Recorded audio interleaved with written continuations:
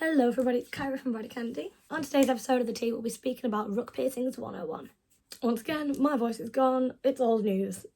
We deal with it. So before we get into that, as always, remember to like, comment and subscribe to BodyCandy. Make sure you see all of these videos. So, what is a rook piercing? I have one right here. The anatomy that you need for this piercing is fairly accessible. Most people have a substantial enough ridge to properly support a rook piercing.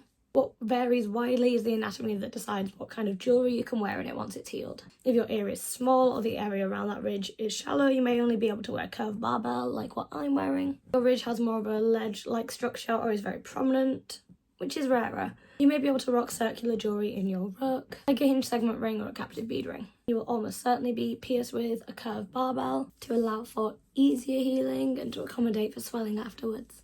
Don't worry if you can't wear circular jewellery and don't like the look of the jewellery you're pierced with. A curved eyebrow ring is the same gauge and will easily double as rook jewellery and can still be found in a wide array of finishes and styles.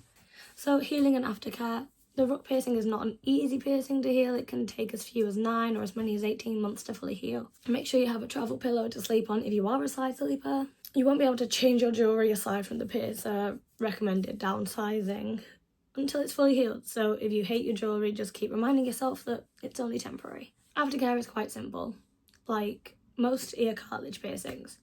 Using clean hands, spray it twice a day with sterile saline wash that only contains saline and nothing else. Afterwards, rinse with fresh running water and pat it dry with a paper towel. Do not put anything else on your healing piercing, no antibiotic ointment, no sea salt, definitely not any tea tree oil, very bad.